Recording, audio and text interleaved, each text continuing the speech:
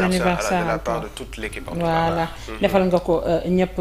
Alors monsieur Seck on te souhaite un joyeux anniversaire Ramassam ci kër gi la bokk. donc bu bokkee ci team bi booy anniversaire ñun suñu jëkkër ñun ñëpp ñooy mooy anniversaire.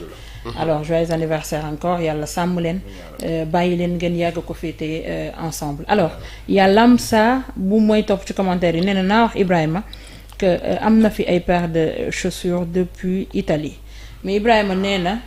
dige waaw waaye jëfe leneen la woote leen ngir yàlla ci sans limite bu ngeen duggee ci suñu page officielle di ngeen gis suñu numéro ngeen contacter leen incha allah bu ngeen ko joxee Pa Ousmane dina ci jot. man jottali rek laay def. ayca merci beaucoup Farid. ayca on démarre la revue. jërëjëf donc ñu daal di tàmbali li nga xamante ni mooy revue des titres tey di mardi 11 mars 2025 enquête yéenekaay daal dina xëy ñëw ci politique et business le mariage de la mort ndaxte bu ñu gisee représentation bi nga xam ne daal dinañu koy def la ñu jàpp rek mooy ñaar la yoo xamante ni bu àndee rek du ñàkk mu def ay gàkk-gàkk si nit ñi nga xam ne ñoo ci daal di nekk ndaxte de Macky Sall à Bassirou Diomaye Faye. Comment les régimes politiques façonnent et défont les empires économiques. Tahirou Sarr, Mahamadan Sarr, Pape Mamadou Pouye, ces hommes d'affaires sénégalais dont les fortunes ont vacillé avec la chute de leur parrain politique mu mel ni rek politique bi lee dafa am ñu bëri ñoo xam ne ci wàllum business dañu ciy daal di adossé wu te malheureusement bu seen i parrain wàccee rek dañuy seetlu ni ñoom dañuy daal di daanu muy exemple yooyee nga xam ne joxe nañu ko waaye itam Atepa et Serigne Mboup les rares qui ont traversé tous les régimes sans encombre loolu itam enquête yéenekaay daal dina si ñëw bu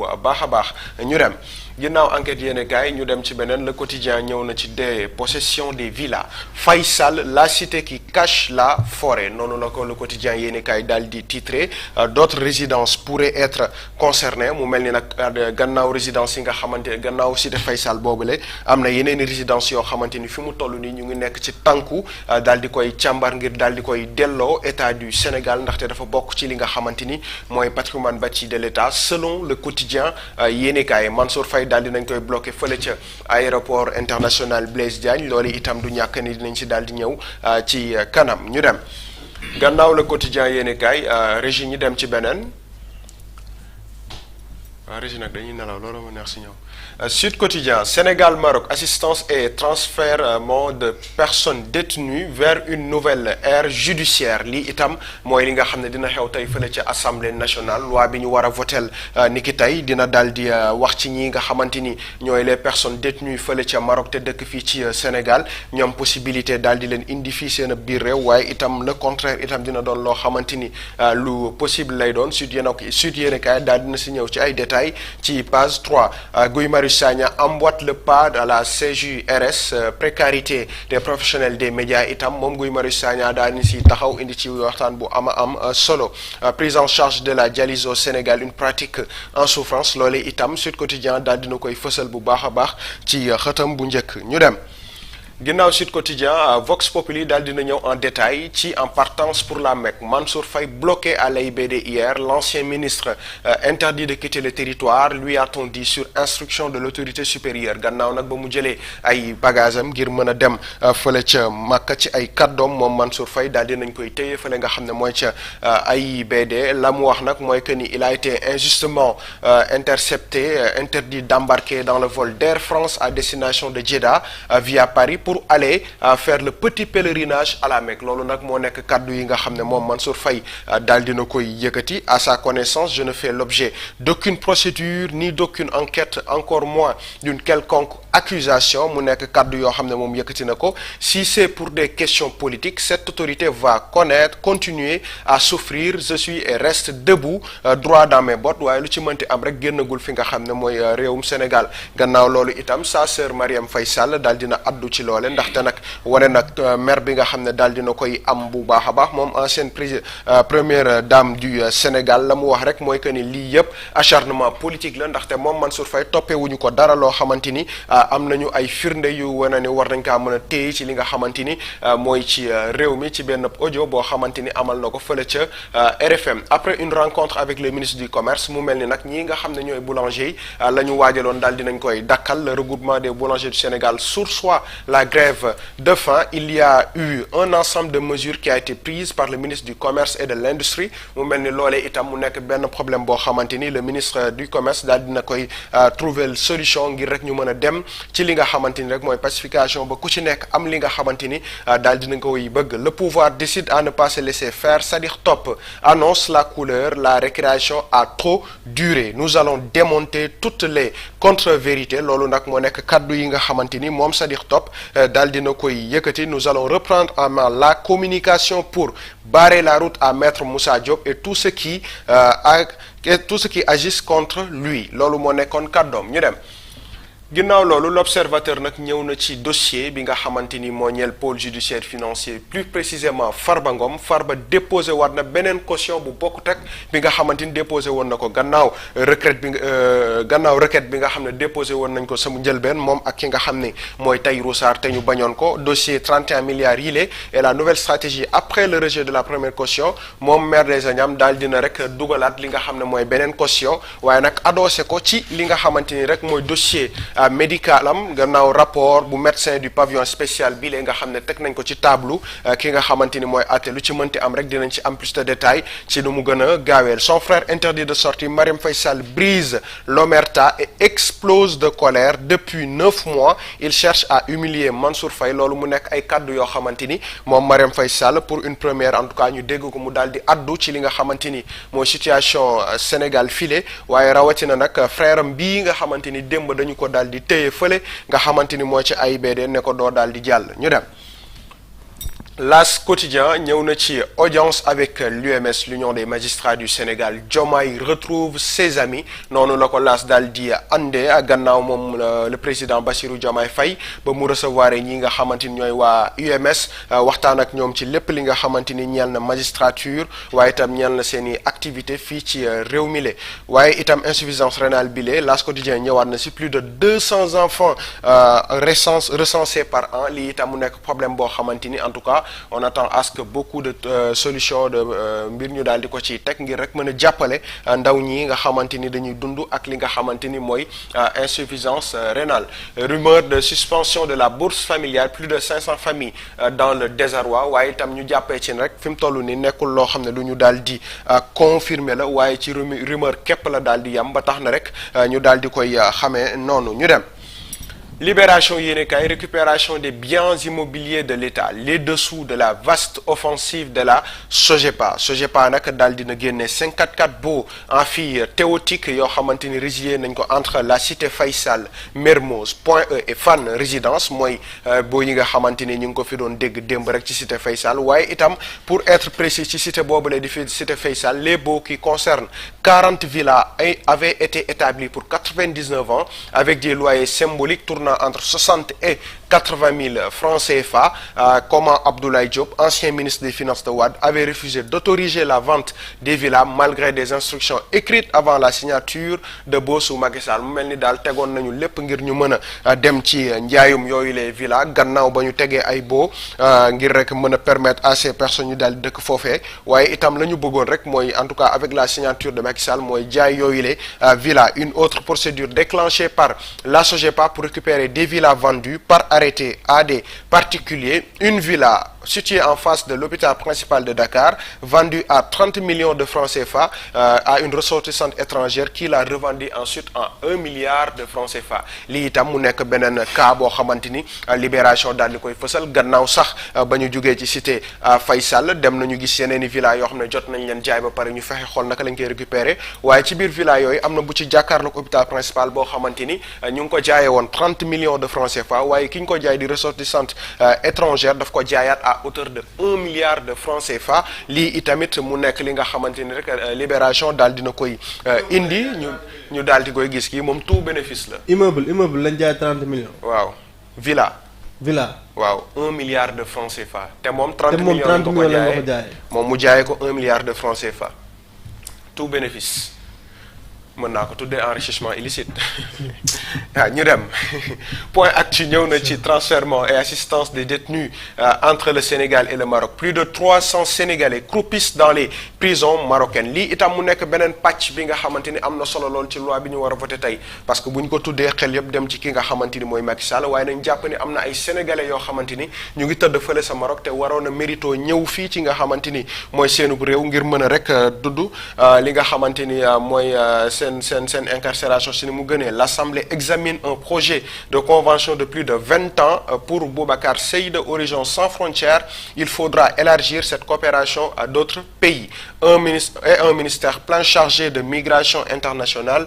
Boubacar Seye s'attend à une affluence migratoire avec le statut du Sénégal pour pays d'hydrocarbures mu mel ni nag lii itam lañ ci jàpp rek mooy war nañ ko yaatal ci yeneen dëkkuwaay yi nga xam ne daal dinañu wër parce que fépp fu doomu Sénégal daal di nekk am fa problème rek Sénégal war na am taxawaay woo xamante ni dina ko mën a daal di taxawu ba yenn problème yi ñuy dégg rek ñu daal di koy bañ a dégg. ñu ñëwaat ci kaw Mansour Faye itam mi nga xam ne tere nañ ko génn waaye le beau-frère de Macky Sall va tenir une conférence de presse cet après-midi au siège de l'APR donc tey ñu daal di déglu ki nga xam ne mooy Mansour Faye du ñàkk ni dina wax ci li nga xam ne la njortu moo waral rek ñu daal di koy téye fii ci réew mi si c'est pour des questions politiques comme ni mu ko waxee rek autorité bi le dina continuer de souffrir parce que moom dina continuer daal di def li nga xamante ni rek mooy ay activité am je suis et reste debout droit dans mes bottes ay kaddu la yoo xamante ni moom Mansour Faye daal dina koy tenir ñu dem.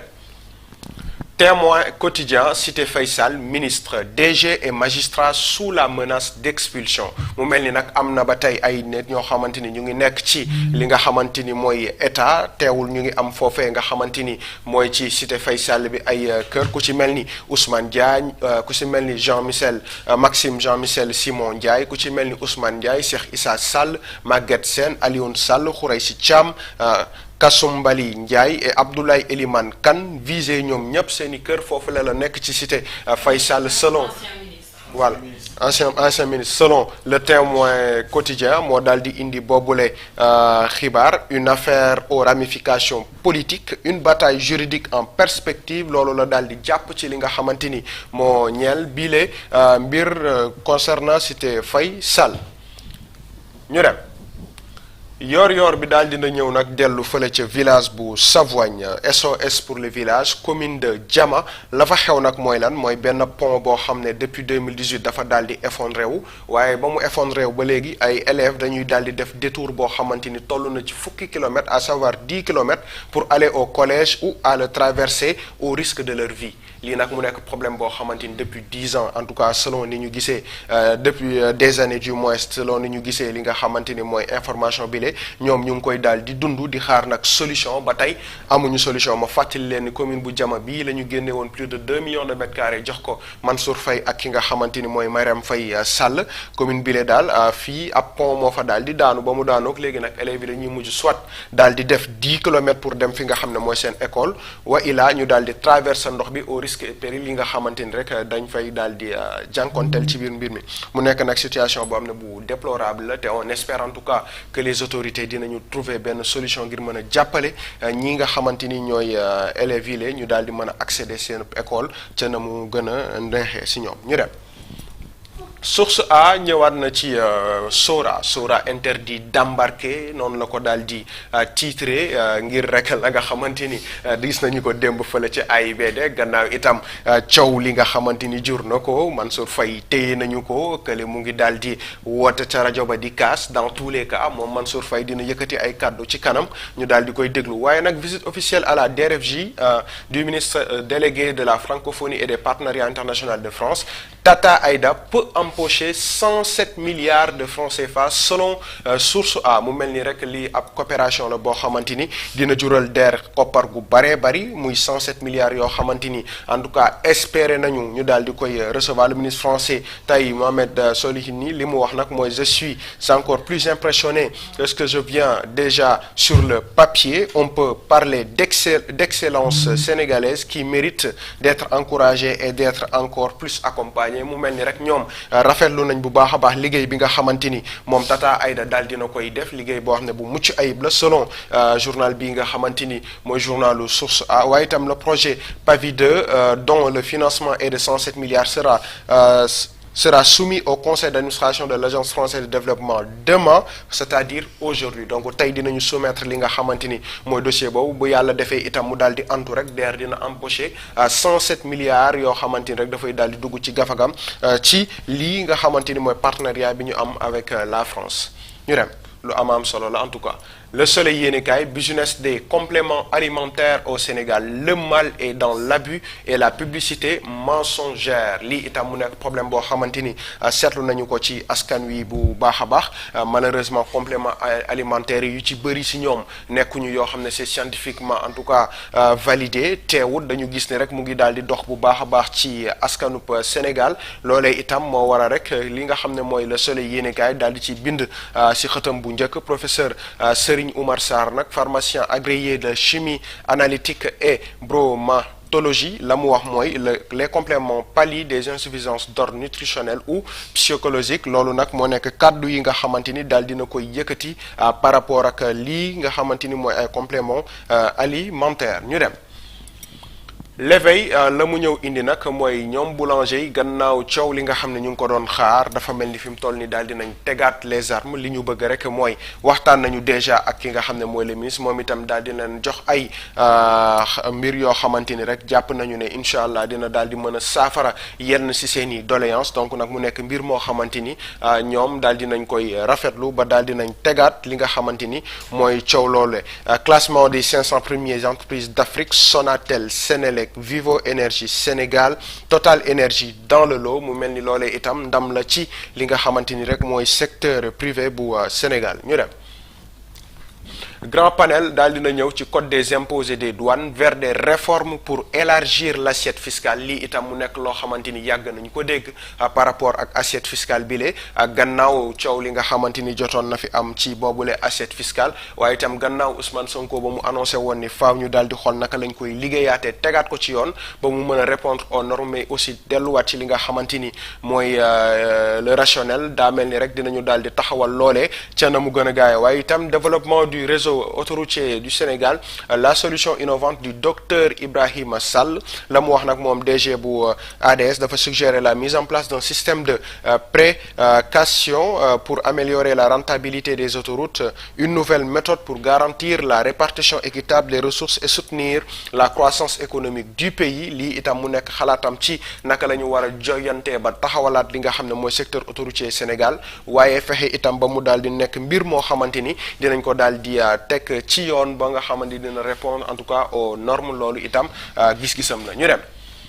Walf Quotidien port de Dakar les transitaires se tournent les pouces gannaaw coow li nga xamante ni depuis ay fan mu ngi daal di am ci li nga xam ne mooy port bu Dakar dafa mel ni ñoom transitaires yi itam daal dinañ yëkkati kaddu la ñu wax nag kenn si ñoom Abdoulaye Lo mooy que chiffres yi ANSD génn effectivement chiffre la yoo xamante ni yu am la des activités délocalisées en Gambie itam daal dinañ koy seetlu waaye itam Pape Faye transporteur logistique la mu wax mooy le contournement des marchandises étrangères a fait baisser de 20% les activités l'interdiction de l'importation de l'oignon et l'exportation de l'arachide impacte l'activité le poids de l'arrêt des débarquements des navires de pêche de l'UE itam lii yëpp nekk ay mbir yoo xam ne mën na justifier effectivement tendance baissière boobu nga xamante ni gis nañu ko par rapport ak chiffres yi nga xam ne ANSD génne na ko pour rappeler que ay chiffres la yoo xamante ni yu am la ay chiffres la yoo xamante ni yu ñu mën a méngool la ñu rek Les Échos yéenekaay campagne agricole bu 2023-2024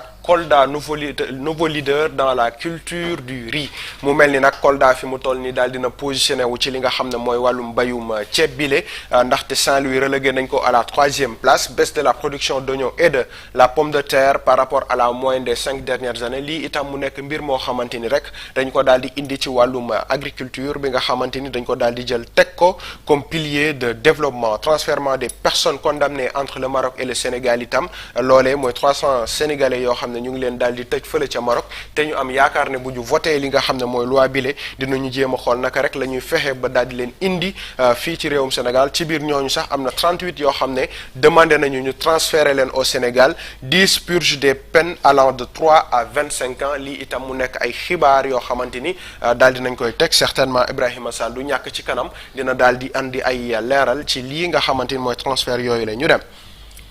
Sport, contrat avec la Fédération libyenne de football. Aliou Cissé perçoit un salaire de près de 50 millions de francs CFA. Gannaaw ba mu quitté Sénégal. Momo Aliou Cissé dafa mel ni daal fi mu ne nii Bambam maase na. ku baax la de. Bambam maase na de ndaxte daal dinañ koy fay 50 millions de salaire. waaw loolu de amu ko woon Sénégal. C'est bien. Soit presque 20 millions de plus que ce qu'il gagnait avec les Lions du Sénégal. Et je pense que li mu am ci ay objectifs itam ay objectifs la yoo xam ne yu jouable la en tout cas c'est tout le mal qu'on lui souhaite c'est de réussir. Parce que doomu Sénégal la. te on espère quand même qu'il va briller. fa mu nekk li bi daal équipe bu mu football budul Sénégal yàlla ko dóor. amin amin d'accord naa si ñenn. waaw d'accord naa ñu dem. record itam daal dina ñëw ci entre l'Espagne et le Sénégal. Assane Diao moom daal dina nekk ci gitangaas fan la war a dem dafa war a dem Espagne wala boog dafa war a ñëw Sénégal papam di Moussa Diao nee na moom du ko imposer dara daf koy bàyyi mu daal di xalaat ci li nga xamante ni rek mooy loolee waaye Ligue des Champions huitième de finale retour bi itam tey Paris en fiel de l'exploit sinon rien je pense que lii Pa Ousmane keroog am na lu ma la waxoon te la ma la waxoon mooy li am donc tey itam boo bëggee mën naa la jox sama xalaat mais dans tous les cas nañ jàpp ne rek tey la ca Anfield mu nekk match boo xam ne buy neex lay doon en tout cas. te on espère ci yàlla dimbali rek. ah yàlla baax na man day. damay bëgg a catu suñu bopp ngeen génnee seen biir rek ñu am jàmm. waa ak seen làmmi nii. déet man keroog dama wax ngeen bañal ma sama. war a wax. ma ne leen sa waay man football dama koy seedaan di ko xeltu di ko joytu. am jaan. Assane Diao nii yàlla na nangu. am jaan. Assane Diao. ah papam de neen du ko imposer dara. waaw papam neen daf koy bàyyi rek mu def choix wu boppam en tout cas fi mu toll nii bëri nañuy blessé lool. mais pour intérêt sax moom. choix de carrière dafa baax dafa am choix yoo xamante ne da nga koy def pour sa carrière. mais la majeure partie malheureusement loo nekk fële Espagne gis nga Espagne dafa saturé déjà yow et tu vas pas briller. bu demee Espagne football. tu ne vas non seulement mais tu vas pas briller ils feront tout pour nga bañ a briller. waaw man ay affaire yu suspendu sax bëgguma ko. alors que fii boo fi nekkee wax dëgg yàlla. ah espérons. tu vas briller de. espérons fii. si tu as vraiment du talent. nekkal nit. brother bi Espagne da ko hippil xool. nga ni ko lan brother bi. na xippi ñëwal fii bu looy xalaat di suspend si ñëwal. ah en tout cas. Sénégal daal Sénégal a ngi nii. ragal naan du ñëw de. man je sais bu pas ñëwul tamit je ne sens pas fii yàq ko rek man moom ngeen. man de je boo ne sens pas. choisir au Sénégal moom baaxatoo. Abdou Diallo tu sais pourquoi je l'aime. non le gars. c'est un vrai patriote. loolu kese. mais kooku moom c'est-à-dire nit ki doo ko imposer sa dëkk da ngay day nekk xoolal. sa ADN lay nekk xoolal bu doon jël bali di ko talonné suñu camp sax man accepté naa ko. Abdou Diallo bëgg naa ko. Abdou Diallo moom moo démarché boppam indi boppam Sénégal. Voilà. xaarul ko loolu. te loolu la ñu soxla nag ci suñuy joueurs. te bi mu ñëwee quand même il nous seen a ADN été. ak seen lépp fu ñu nekk. te nag suñu équipe ñu sooful fier ci suñu équipe sooful ci nag. nekk Sénégal. muy patriotiquement moom. mais est-ce que xam nga ni Abdou Diallo il Abdou fait Diallo, partie de ces parce que da ko piliers bëgg. gis nga kan li mu def la bëgg. gis nga kan bi ñu amee retournement de situation nekkat taxaw ci dëgg ba mën ko gagner c'est un peu grâce à lui d'abord dans le terrain mais en dehors du terrain. et Même ça Iliman. c'est très important vraiment. ak Iliman. Iliman. waaw Iliman c'est très important ça. ndeysaan cata ko jàpp. ayca ñu dem moom non cat moom. Man fi li mu ñëw. fële ku bëggul rek demal fële. malheureusement ñëw. catu Ku ñu bëggul sa jàpp mais affaire. nañ ñëw ñu sangu géej. waaw. nañ ñëw sangu géej. ñun Sénégal la ñu bëgg na ñëw. nañ ñëw sangu géej buñ sangoo géej ak yàlla baax. waaw kay waa. si te fay sall. xaaral ma arrière. Odia. moom xamee naa ko moom déjà moom. ok léegi borom ah, Sabadoor. moom moo loo gis. xaaral rek xaaral balaa ngay kii borom Sabadoor bu marron bi kan la. ah Saki Mal. c'est qui ça qui mel. Saki Mal mu ngi fii Père Alioune Tine moom il est là il porte la voix des sans voix. ndeysaan comme toujours. Père il porte la voix des sans voix. on a ndeysaan xoolal Diomaye moom li ko intéressé mooy ñi mu war a dugal. Diomaye il est là pour caser des personnes. kii yenu na matlaam ak costume am bu rafet donc daf lay leer ni kii ci fonction publique la nekk. xam nga problème mu Sénégal dafa jafe quoi. lii lay wax démb ma ne gis nga ñii dañ leen war a utal ay logement de fonction. si dafay sàll gi nii. Diomaye moom mooy le logeur malheureusement il est obligé. il vient qu'est-ce qu'il dit dépêchez-vous donc de libérer ces logements les nouveaux habitants attendent. Père Alioune Tine taxaw ak rouge blanc bi. tey père parce que man daf ma neex nag. billaay daf ma neex. mais on peut pas déloger comme ça un locataire fait maison. des villas on en a pourtant te ku ci nekk yaa ngi te li ci gën a neex mooy ku ci nekk yaa ngi yenu sa kër. mais teewul tu veux pas quitter li nga xamante ni mooy si def Faye Sall. yéeme na de. maanaam ña fa dëkk ñoom. boo xoolee ba xool ñu nga dëkk foofu waaye ñu nga am yeneen i kër. waaw te et ñii pendant ce temps ñun suñuy ministère ak suñuy direction dañuy dem di louer ji fu ñu mën a nekk. te ñii léegi ñoom ñii ñana man de Saki man laa fi xàmmee. borom veste bi nag kee taxaw ca weto. ki tax ndig li tamit. kii ko moom kii moom régime Ablaye Wade la ndax niru na Ablaye Wade. fi takk ndigg li nii. kii waaw borom kii boobu. bizarrement xàmmee ma ko yéen a ngi leen di xàmmee nii. xëy na ci ñi nga doon lim sànq la. si la bokk certainement. ñi nga doon lim sànq liste boobu. si la bokk de toute façon si de Faye Sall ngom instant coow li nee na kur si kanam war naa faa dem waxtaan ak ñoom. incha allah incha allah ko laal mu wexat yee démb ay démb maa ngi nuyu waa si dafay Sall nuyu naa leen bu baax incha allah ci kanam si sëree dinaa fa def benn dossier donc xaar leen ko sur Sans Limites TV on vous donnera tous les détails relatifs à cela ñu ngi leen di gërëm di leen sant ci teewlu bi ngeen ñu teewlu c'était tout pour aujourd'hui jërëjëf. d'accord si dafay Sall dinañ leen seet si tey du dëgg. dëgg yenn saa ñu ngi leen di nuyu bu baax a baax a baax di leen ziar bu baax a baax àdduna dañ fa ñëw tey seet si leen dalal leen sama rakk ji nag du dëgg.